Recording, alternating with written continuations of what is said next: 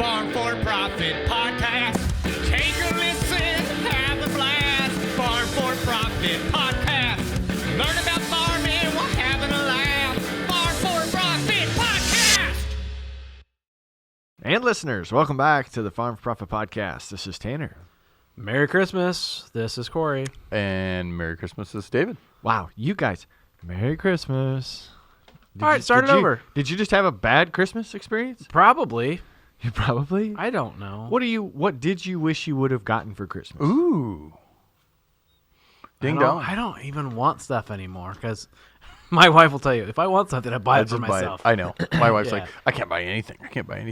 Yeah. Oh, play the game. That's the play point the game. of- What did you wish you had gotten for Christmas? Because now I want your family to listen to this and be like, oh, he really wanted that. Some. Okay. Got the first thing covered. I'd like to upgrade to iPhone 16. Oh, You didn't? I didn't yet. Have you? Yes, I told you. he You gets it the have day to. it comes out. I know. And I didn't yet. I need to. So you didn't buy it for yourself. No. There you go, Ann. I know. I was waiting for Christmas in hopes that I got it. That's a business expense, though. Like, just do it. That's fine. Put it on the company card. Let them open it up underneath the Christmas yeah. tree. What do you wish you would have got, Literally, I Tanner? upgraded computers No, and I give my kid a computer. I asked the question. Yeah, and I answered, and you, now, what do you wish you would have got? We're going to move on to get started here, listeners. If you, Because Allie actually listens. yes, we appreciate you. A true Merry Christmas, listeners. And Truer than twoo. you know what? I think that we should have our listeners. That's probably what I wished I would have gotten is More our listeners? to tell 10 of their friends instead of just 8 of them. There you go. I wish I probably would have not loaded hogs because I got hogs starting to load right after Christmas. Right before and right after Christmas. So That's good. Well, listeners, this is going to be a lighthearted, host-only episode here after Corey and I taste some wines. Let's jump into that wine segment here first before we come back and chat some more. Well, Corey, did you actually clean the wine glasses off this time? I did start the dishwasher this morning. It doesn't look like they're any cleaner than they were last time. I mean, I think they're clean. I think we just don't have the good spot. I know I tried to get the water spots off of them as well, but we only want the best of wine glasses to put some of the best of the wine in. It's time for another Sonoma County wine segment, and I'm excited because we got 2 bottles, and we have to open them both. We can't just try one and talk about the other. Shouldn't we have 4 glasses then? Ooh. Look, our guest is laughing. Yeah, you probably should have 4 I will glasses. get more glasses. Why don't you get to know our guest Tyler? I'll be right back with some more glasses. All right. Welcome to the podcast, Tyler Click. We have Tyler. Welcome. Give us a little background about your vineyard and about yourself. Yeah, I'm Tyler Click from Redwood Empire Vineyard Management. We farm for about 2,500 acres throughout Sonoma County for absentee owners, for winery owners. We have vineyard properties of our own that we own and lease. And so we're pretty much farming in all areas of Sonoma County. Nice. So I'm curious about that. I've always thought farmers own their vineyards and that's what they farm, but it makes sense. Here in the Midwest, we rent or lease or crop share ground from absentee landowners and all that. So you guys are doing kind of the same thing. Yeah, exactly the same thing. And we help farm those vineyards, develop the winery relationships, sell those grapes, and whatever they need done, we're there to help them. And it's all grapes that you farm? We farm, predominantly grapes. We farm a little bit of olives out here in California. A lot of people like to have a few olives around, but predominantly wine grapes. And olives go well with wine tasting. At least they pair well with some wines, right? They do. They're great for the Mediterranean climate, and great olive oil is something that a lot of people like to have around. Okay, so can you tell which bottles we have here sitting in front of us? Yeah, so you have the Benzinger Sauvignon Blanc from Frank Johnson Vineyard, a vineyard that we lease. That's the Sauvignon Blanc there. That is a really nice vineyard site. We actually dry farm this site. It's on a deep loam soil, and it just has really nice, crisp, clean characters for the fruit. The other bottle you have there is the Coppola Sequerce Cabernet Sauvignon is grown in Alexander Valley, really nice hillside site, farmed organic from day one, and produces just a really nice quality Cabernet Sauvignon. So you said you dry farmed it. That just means no irrigation? Correct. On this site, while we have drip irrigation, we essentially don't use it. The soils are very deep, and the winter rains we get, there's enough water holding capacity in the soil to allow us to not have to irrigate during the growing season. Is Wow. most wine actually drip irrigated or grapes? Most vineyards in California are drip irrigated because we have, basically two seasons, wet and dry. And so in the winter months, we get rainfall. In the summer months, we're dry. And that's why it's ideal for growing wine grapes. Much lower disease pressure without the rain in the summertime. So we have a shorter, rounder wine glass, and we have a taller, thinner wine glass. Does that matter for the type of wine that you're going to be drinking, or that's just they come in all shapes and sizes? There are some differences. So you're taller, thinner, you'll want to put your Sauvignon Blanc in. Okay. Your fatter, wider one, well, you'll want to put your Cabernet in. I'm glad I asked. Would you have done that? No, probably not. I mean, I'm not just supposed to drink it right out of the bottle. No, you got to share. You got to share. Okay. I thought we each just got a bottle. That's fair. We might be able to go that route. You also mentioned that the cab, right, is or certified organic. Yeah, so this comes from a vineyard that we developed organically and have farmed it organically from day one. It's a site that the property owner. It's a site we actually also lease, but the property owner is probably the greenest person I know. So the site not only is certified sustainable, certified organic, we also participate in a climate adaptation program where we uh, measured our carbon footprint, and so we can see what are we net positive, net negative on that front. And actually on this site we are a net positive, meaning we actually sequester more carbon than we emit in our farming. So even the wineries are getting into this carbon intensity and all that kind of stuff, and we're getting that in corn and soybean country. It's kind of crazy. So is it easier when we think of certified organic in our area? We understand that it's a 3-year time period in order to state the last time a fertilizer or chemical was utilized on that property. Is that the same way for vineyards? Is it a 3-year? Yes, that is the same. So if I take an existing vineyard that was not organic, it's a 3-year transition. And as soon as if you're looking to establish a new vineyard, how many years after you plant the seed can you get your first grapes? So we plant the vines. So say year one, planting of the vines. Year two, we're growing the vines up the stake. Year three, we get our first production. And then they move into full production by year five. So ultimately, that 3-year organic time period, you're not getting a full crop anyway. It's part of the establishment. Correct. If you're planting organically from day one, but if you're taking a vineyard a mature vineyard that is not farmed organically, you have to not have any inorganic inputs over a 3-year period of time. I like that. It's very good. I So we can't- tried the cab first. So Yep, tried the cab first. Okay.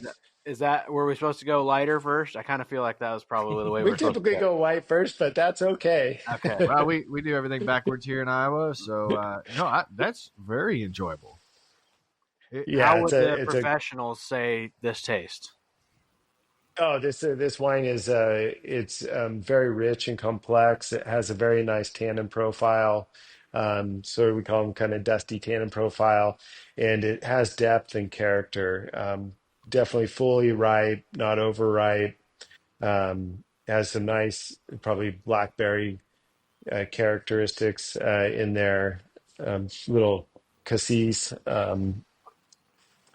So it's a really nice wine. It is full, and I would have used the word deep as well. I felt like there was a lot of flavor to that. I didn't think it was overly dry. No. I felt like it was a sweeter Cabernet. It's Cab, right? Yep. Yeah. Yeah, it has a really nice finish on it. Wow.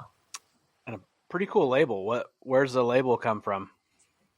So that's Francis Ford Coppola, some artwork he had an artist do for his Vineyard Destinate program.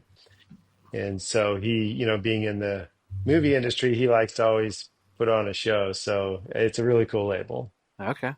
So I cleaned my palate. Tanner. I just had a drink of coffee. It's Okay, probably not the right way. Coffee and wine. Probably not the way to go. He's just like, you guys are crazy. Yes. But hey, our listeners would probably do the same thing, right? If we're going to have wine for breakfast, you're going to have your coffee right next to it. Okay, so before we go to this one, on this Cab, what would that pair nicely with, like food-wise? Oh, that would go great with a steak. Some of your barbecue. It would go good with a lot of those sort of richer meals, or like a filet mignon or New York, or I'm even hungry. I know. ribs. Tanner made me miss lunch. So we did learn out of previous conversations that our white wines are supposed to be chilled. And this Correct. wine is chilled. We're currently sitting at 38 degrees outside, and the bottle of white I left in my pickup. So we have a chilled. This is a Sauvignon Blanc. Did I say that correct? Yep. 2023. So this Sauvignon Blanc, it's hand harvested, and it just they pick it where it still has good acidity in it. So it's a nice, crisp, clean Sauvignon Blanc.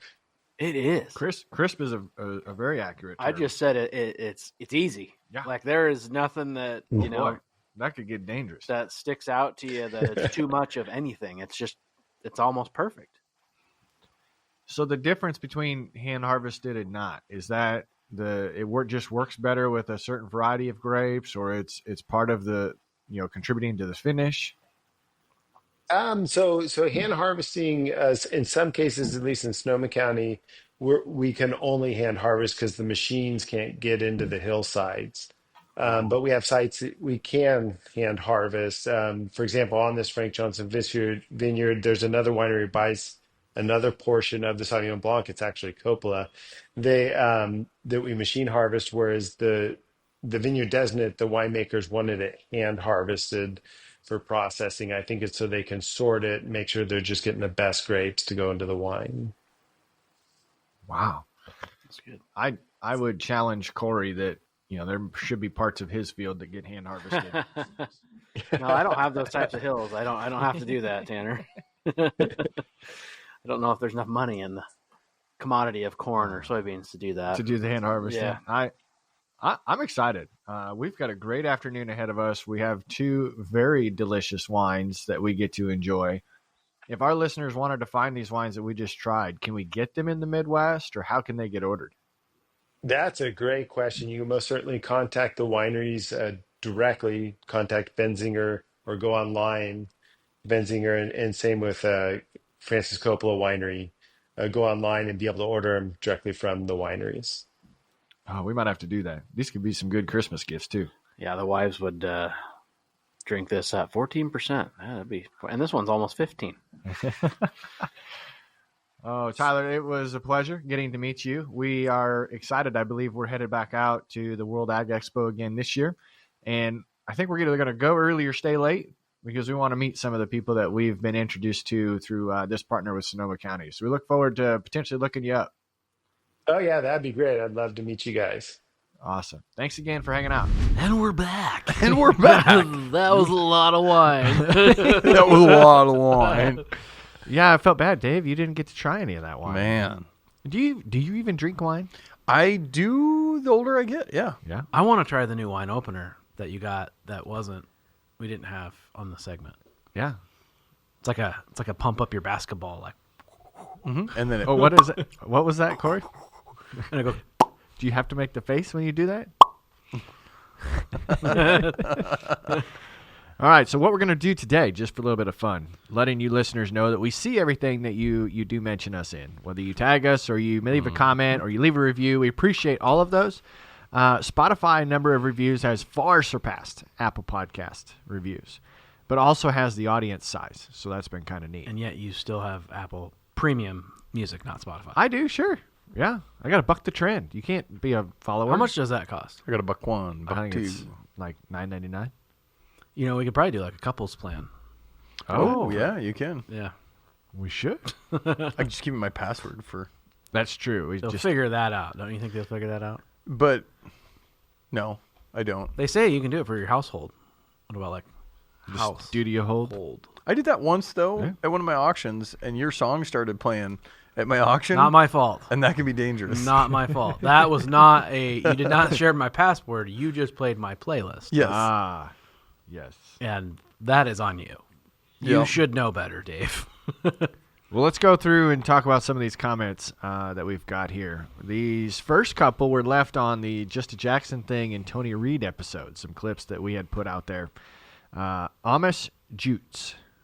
Oh, is that how? Okay. Yeah, I don't think you can say it the other way. How would you say it, Dave? No, don't. He was born with a 700 credit score and 2 payments left on a 2002 F-250. I had a 2002 F250. I like how they went with 2002. Does that tell you how old the commenter is? It wasn't a 1980. It No. wasn't a 99. I would, if you can go back to all of those Just a Jackson clips from Farm Progress Show, the comments are gold. They are. And we get dozens a day still. Yeah. The next one, Giovanna Gihil? Juvenile? Juvenile Berenel? We're going to get in trouble with some of these. Giovanna Bernal. Giovanna Bernal. Laughed my ass off. He really just dissed all the parents who give their children iPads. Lots of crying, laughing emojis. He is smart as hell. That's when he was talking about, yeah, he's got an iPad, but he's not an iPad kid. Yeah, I'm not an iPad kid. Yep. Right. Yeah, so when people are talking, well, he's not getting to be a kid. Well, he be's what he wants to be. He's being a kid. Yeah. He did. As soon as the interview was over, he runs around and, We had to and cut the jumping interview on this short. stuff and jumping off that stuff. Yeah. And We had to cut the interview short because you could tell you were losing him. yep. I mean, to ask that kid to sit still for 40 minutes, any kid. Really, though. I mean, our daughters, how long would they sit here if you were actually... I mean, if there was one of their shows on the TV, they'd sit there for hours. But to sit there and have to talk to adults, Yeah. Not so much. Yeah, no.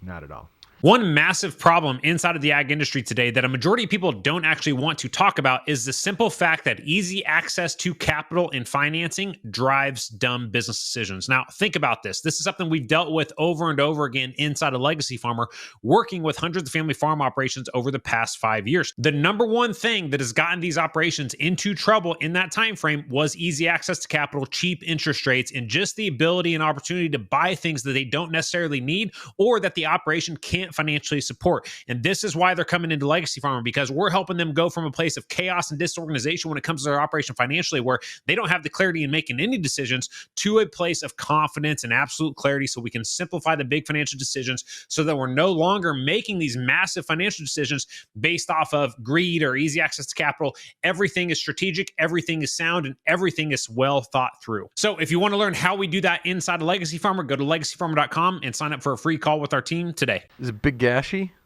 Big Gashy. Big gashy. Big Gashy. Had a beer with him in 89. Great kid. That's the type of comments that you were talking about. Yep. There was just loads. The kid was in Vietnam or Yep. served with him in Nam. Great guy. You just Yeah. I saw there's like some hitchhiking ones. Like he picked me up on the side of the road in 87 and took me to work, you know. well, You don't see very many of the hitchhikers anymore. last one from that episode was watch. This kid will run John Deere Corp. Well, he's now connected. He kind of is running it. He is the Chief first Chief Tractor Kid. Chief Tractor Kid. It's crazy because stuff moves really, really slow in a large corporation like that. Like they should have had him literally months before they did. Yeah, I would agree. Finally, they made the right decision. So what happens when he's no longer a kid? They appoint a new Chief Tractor Kid, and he becomes the Chief Tractor Teenager? I mean, I'm not going to say they're not going to, but I think Chief Tractor Kid is a specific, like, build of a kid, like, or knowledge of a kid. There's not. They can't just go, we're finding another one, because you won't find another Just a Jackson thing. I don't think so. And the next one might not be Just a Jackson type. It might be something else crazy that has a lot of knowledge. But I cracked myself up. I forgot I copy and pasted the next comment for you, Corey. Oh, yeah. How many acres does your family own, Corey? Did Dave leave that one? It's spelled just like Dave does it.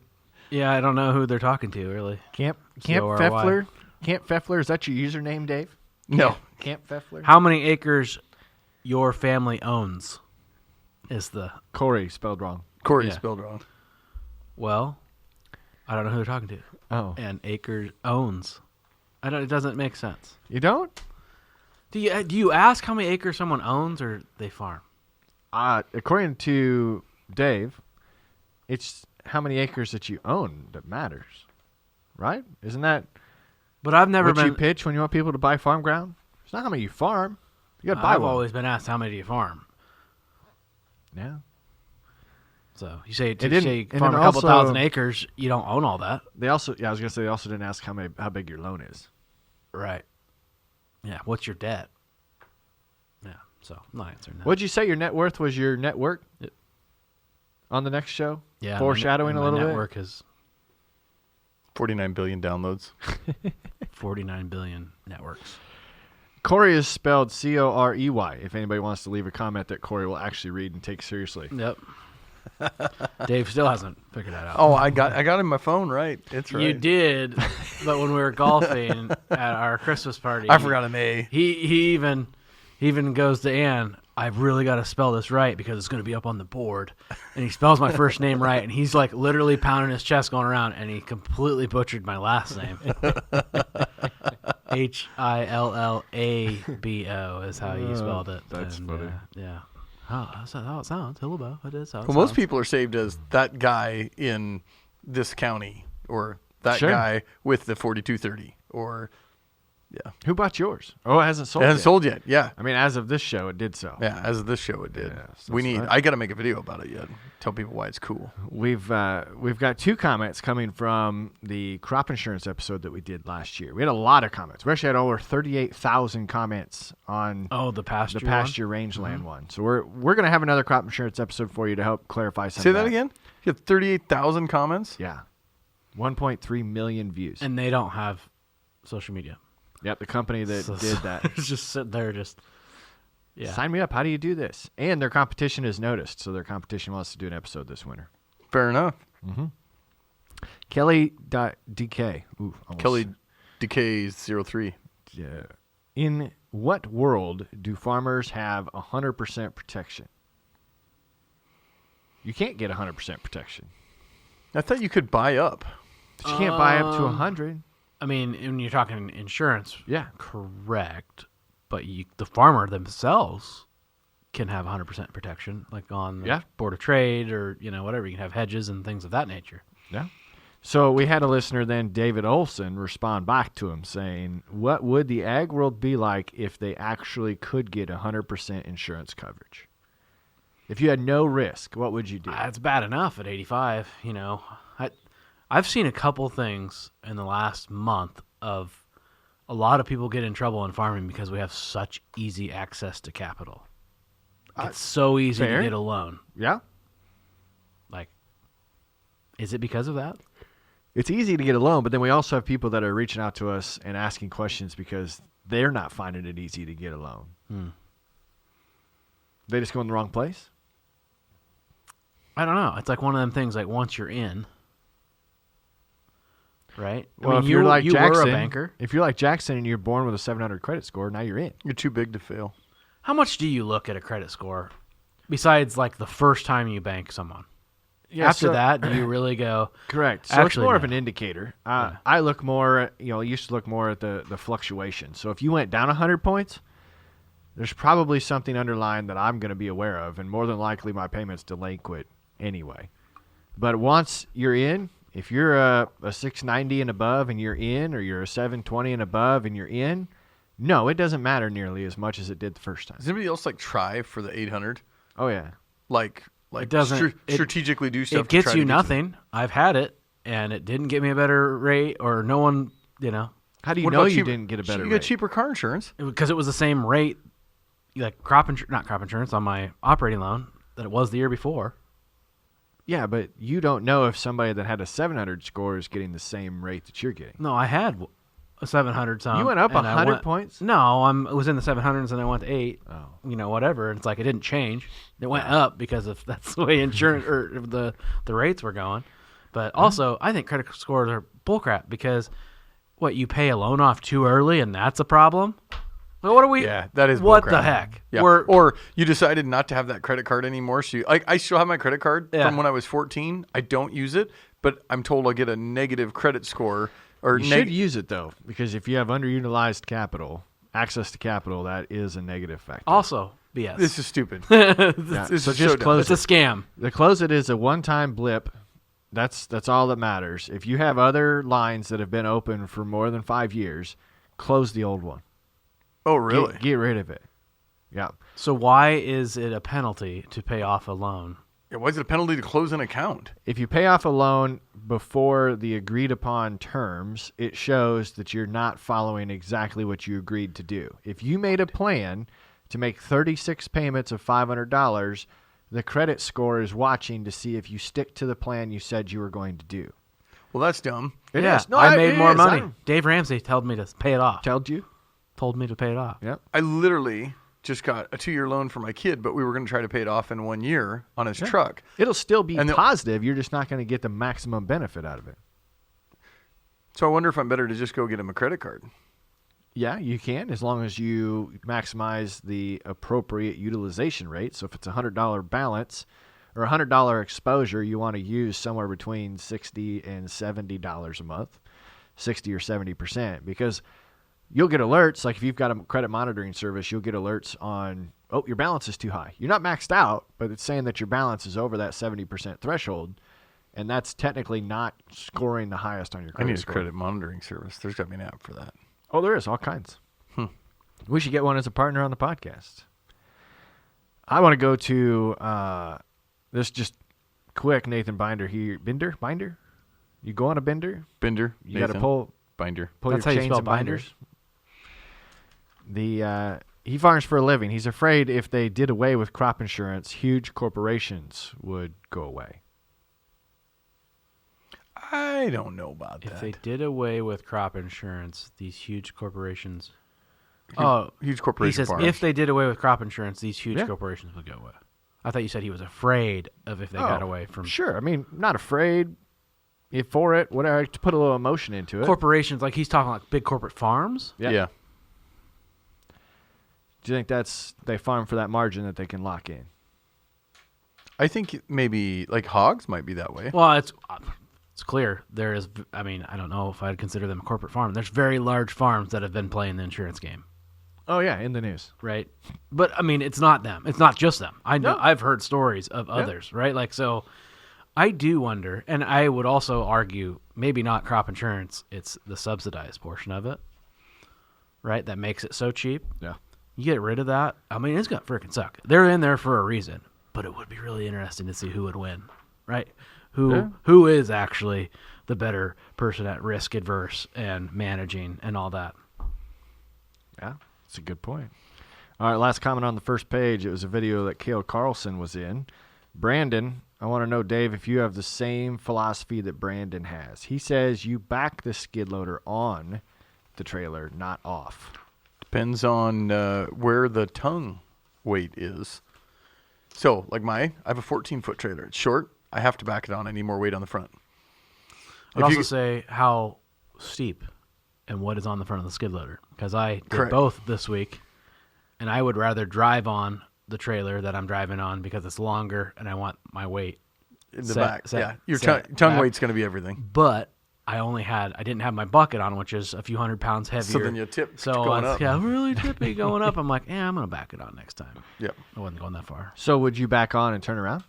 No, No. because You never turn around on a trailer? I mean, you can, but it's too much moving on the truck. Okay. because especially on the trailer I'm at, I'm parking in between wheel wells, so it wouldn't work. I'd have to go up and have all the weight on the tongue. Yep, I could see that. But if like a flatbed, you could. Yeah. I deck over. If you had a deck over, Yeah. the fifth wheel. Like I lost a boat one time on the interstate, and I had to. What? Dude, I lost like a wheel. The whole axle like was gone, and it was an auction deal, and I had to go. It was a repo deal, an auction repo deal. The guy was upset with it, so I gave him his money back. I went and got it. Well, the doggone wheel fell off on the way back. This was like last year. Yeah. How come I didn't hear about this? Did I call you? No. Oh. But you told me you were going to go repo this boat. Yeah. And it was like a 4-hour drive away. Well, then, so now I'm halfway back. I put the boat on the side of the road. I'm in a construction zone. I drive home, get a deck over flatbed with a skid loader with fork extensions, so I can go back and fork this stupid boat trailer and boat onto my trailer. Fork this fork and boat. Mother forker. And so then I had to back on with the boat on my forks and turn around on top of the trailer and just set it down because I wasn't long enough to load the boat and the skid loader on the trailer. So I just kept it loaded on the forks. And the trailer was on the trailer? Mm-hmm. Trailer was on the trailer. Got a new axle for it. Sold it to another guy in northern Iowa. 3-hour drive there. Put her together. How much did you lose? My time. Lots That's of a it. lot. That's a lot. All right. Not to keep this show any longer than it needs to, the next two comments are based upon relationships. And the second one was ended up being a very controversial clip that we had put together. The first one was Zach's, TikTok's favorite farmer on that episode. Comment, Ike Phoenix. Ike Phoenix? Ike Phoenix. Ike Phoenix. My dad always said if you want to get married and farm, you either marry your high school sweetheart or wait for a divorce and hope a new teacher. Or hope for a new teacher. Yeah, or hope for a new teacher nurse moves into town. Otherwise, it's not going to happen. Insurance. Insurance. Yeah, he was talking about insurance. Teacher or nurse. Or hope that a new teacher or nurse. Well, I think we've said several times that farmers always marry a nurse or a teacher. But unfortunately, original EMS, so, screw the actual EMS system. This is the original EMS on Vance Crow's episode. Said, I'm 31 and I gave up on having a relationship, so being single it is. At 31. Pretty young yet. That's too young. Brook and Jubal in the morning. That's what he needs to listen to. That is funny. That I get that mentality though. I mean, this world has become so weird in the date. I can't imagine dating right now. And I've said this several times. Like it's so much access to dating apps and connected to everyone. It's weird. The thing that I think is weird is I've been with some folks. Well, we've been with some folks, and they've said, well, that guy's a creeper. Why? Because he's in my DMs. Well, maybe he wanted to take you on a date and get out of creeper status. And get out of creeper status. And in the same breath, oh, look at that guy. I wish he would just DM me. Yeah, exactly. Like they never make a pass at me. No one ever talks to me. And then they do. Oh, he's a creeper. Like there's no winning at all. No, you're only a creeper if you weren't the one that they wanted. Correct. To DM. Yeah. That's fair. I'm glad I'm not in that pool. I mean, I've told my wife if something ever happened to her or whatever, I ain't getting married again. Like, screw that. At this day and age, like, too much work. I don't know why Rachel said yes. Yeah. Not your Rachel, our podcast Rachel. Oh. She's now happily engaged. She's Twitter-pated, that's why. She Twitter-pated? Twitter-pated. What is that? That's even older than you guys, huh? What is that? Oh. Twitter-pated from Bambi, the movie Bambi. No. I've seen Bambi, So but have I. Twitter-pated? I was thinking of Twitter like X. Yeah. Like the platform. No, Twitter-pated. She's in love. When the skunk in Bambi talks to the deer in Bambi. Mm-hmm. That's good. Well, she we ruined it. She knew it was coming. She did know. That was Yes, she knew it was coming. Sorry, Matt, but she knew. Matt. Matt knew that she knew. She was stalking Matt knew you. that she knew? Yes. Then why? Like, see, that's the problem. Yeah, we'll get into it sometime with her. Next comment that we got was a shout out to our proud partner, Sucut Manufacturing, talking about their paddle sweeps. Unfortunately, Patty said that last week, this comment was made in September, last week got sucked into a sweet auger. Luckily, I'm fine, but it didn't feel good. Ooh. Yeah. I'm glad you're fine. What a comment to leave. Yeah, I'm glad you're here to make that comment because there's a lot of people that have gotten into those and aren't here to say that. So we've got 2 former guests that left us comments on our Coffee Chats TikTok that went out. John is supposed to be Jolichuk. Smith. Kowalczyk. I know. Smith. John Smith. John Smith. My coffee group is not about farming. It's a mental break and social time that as a farmer, normally work alone appreciates. The work will always be there. Farm shows, conferences, the off time for Twitter is where he gains much of his farming knowledge. Yeah. Go back to my comment about network is your net worth. It's huge. The relationships you have and all that, like it's big. Like, and I'll be honest, I felt like we should have. That we're recording this before Christmas, but I feel like we should have been at Lincoln this week because there's not that it's a big show that anyone wants us to be there, but just going to see everybody. Right? It's kickoff of farm show season. Like I miss that, and I realized that when we get in the middle of February, we're going to be like, thank God we didn't do that. But still have a little bit of FOMO. That's right. Then next was Ted Sheeran, who took the flip, the complete opposite of these comments. He said his coffee chat is nosy old men with nothing else to do but gossip about the farmers that are too busy to be at coffee. That's what do you want to call that? That is I can't think of the word right now. That is not good, but it's... Oh, it's not good? Well, no. Negative Nancy. When you go to coffee, Dave, what's your coffee meeting like? It is a bunch of people that are older gentlemen that like to reminisce about old times. We always get into discussion about what used to be there, or that person used to live there, or that was the old such and such place, and she got a divorce, but then remarried to such and such, and son. It's always just a reminisce back to the regurgitated and hopefully for a better use. I guess. That's fine. I forgot. It's toxic. The ones that are negative Nancy's and bitching about everybody else that are too busy, like. That goes back to quit being mad about someone's success. Like they're out there trying to make it because they don't feel that they have the time to be in there or haven't got ahead. And I'm guessing the old guys that are there, like they've had their time, right? They have a little. But see, I don't show up every day on purpose because then it gets. They can talk about you. It's complacent every time. So when I show up, they're like, "Ooh, wonder what he's got to say today." So then I show up and don't say anything, and then they're like, "So what?" And then they ask me exactly what they're looking for, and normally it's about the farmland market. So then I let them engage about farmland. Have you ever picked up a job from the Yes, coffee shop? 100%. Good. Now you need to start picking up more ground to rent. There you go. You get that at the coffee shop. Everybody's dream. Are you ready to power through your harvest? Meet the Maya corn heads. They're designed for maximum efficiency and unmatched durability in the toughest of conditions. With precision engineering and advanced features, Maya Cornheads ensures every kernel counts, giving you the performance and reliability that you need. Get more from your harvest with equipment built to last. Reach out to your local Maya Cornheads dealer or visit mayacornheads.com to find your perfect match today. Maya Cornheads, harvest with confidence. Next one. This was interesting. Corey, you've mentioned that you've kind of taken this comment and done a little bit unique spin of it for your own. And this was when we were talking with our guest about unlocking the farm success. He put a QR code that allowed you to have instructions as you operate a piece of machinery. So he said, very good information. The one thing that stuck out was putting that QR code in the equipment. Definitely going to be looking these guys up.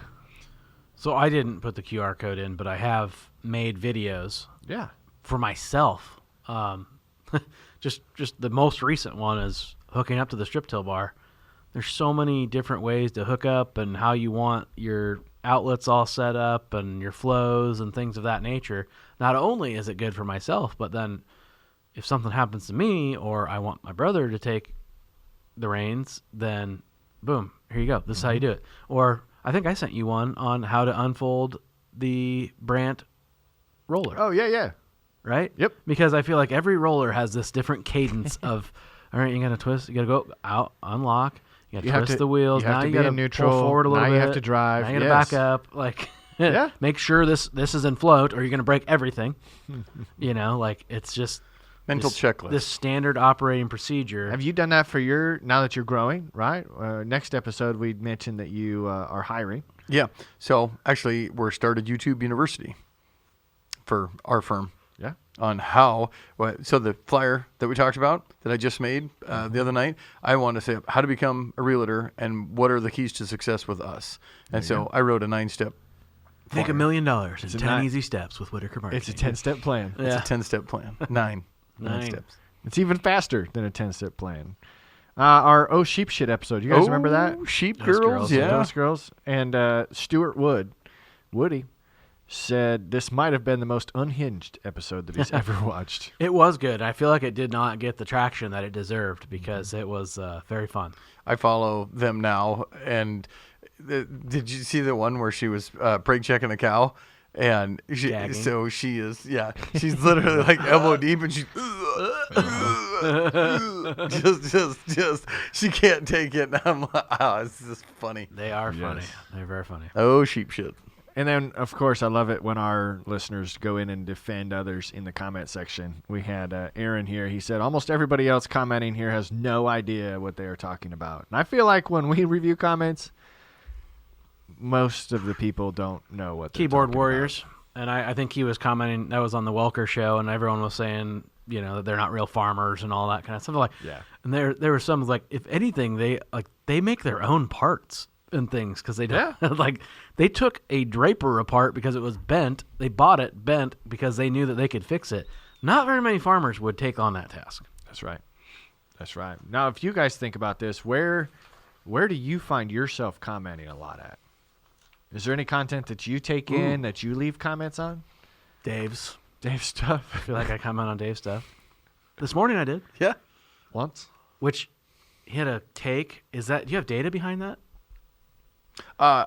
No, His I take don't. this morning was, you're beginning to think that Oh, 5% of auction sales, so I'm guessing like items like farm equipment, Consignment sales? Yes. consignment, are actually going to the end user. That's correct. That is an extreme low number.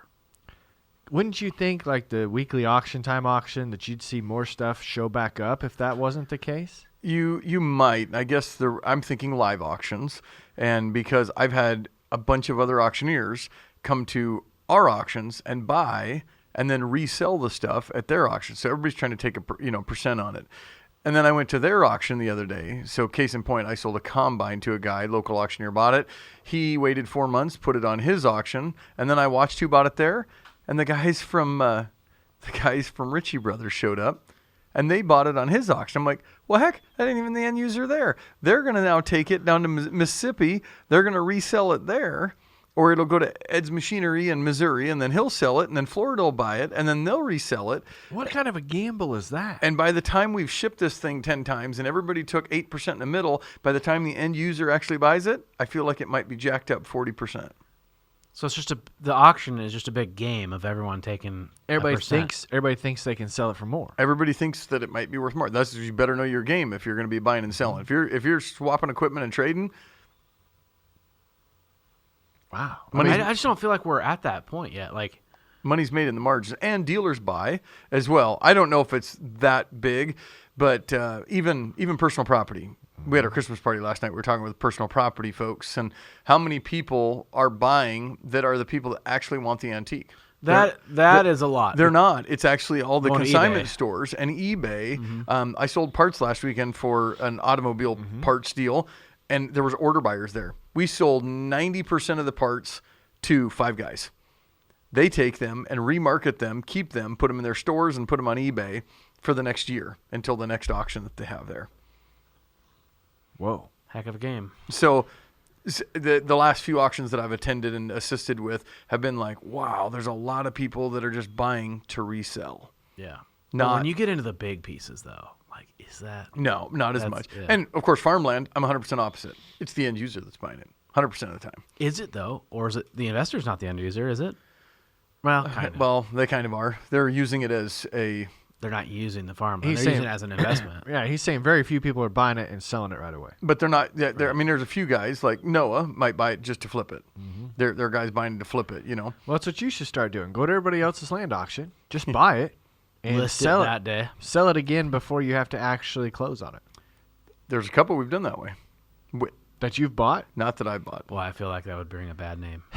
It just shows up to so and so's land auction. There's that Yep, land jockey yep, again. Yep. Well, I've sold a handful that way, and that's why everybody writes and/or assigns, and they'll just assign it to. They'll resell it. They got their buyers in mind. They'll resell it to somebody else before they have to close. So on taxes, is that considered a commission? Nah, be short-term capital gain. Short-term capital gain. But you never owned it. Ooh, Yeah. that's a good point. Never went in your name. So then, how do they get paid? You just take the cream off the top. Take the cream off the top. Yeah. But then would that be a commission? They'd be subject to income tax. Be like winning the lottery. It would. So it would be like a gambling I don't know. tax. I've never done it, so I've never had to pay that tax. You should start doing it. Well, if I had Corey's money, I'd do her. No, you don't have to have the I know. money. You saw it before. You gotta That's have true. confidence in yourself. Yeah. Yeah, you got everything you need. Just sign your name. Then goals don't scare you. Don't scare you. Yes, listeners, stay tuned because the next episode is our motivation episode with clips and our insights as to what we think Oh, we're is going to before help you Christmas now, drive aren't we? to be successful. No, this is the day after Christmas, I thought you said this was the 23rd. 26th. We just heard from Mike Burkhart on the 23rd. Oh. We got to reflect on how people have balanced personal life and work life. And now we've said thank you to our listeners. We wish them a Merry Christmas. Hopefully they had a Merry Christmas. And the next episode, we're going to share What with does it them mean a to little be motivation. married? Are you married? Have you ever said, "Oh, I'm married today"? No. What do we wish people Merry Christmas? We're wishing them something that nobody knows. Because you can't say Happy Christmas. Why can't you? That sounds weird. It's all about sound. What if you said, "Have a gay day"? That used to be a thing. Can't with DEI. Yeah, no, you can't. That's right. It's not fair. Can't say gay day. Nope. Feeling You can have a gay day. That's right. Well, listeners, we appreciate you sticking around to the end of this one. As good as it was, we thank you. But until next time, Have a gay day. have a gay day. have a good one. Have a gay Christmas. Have a gay Christmas.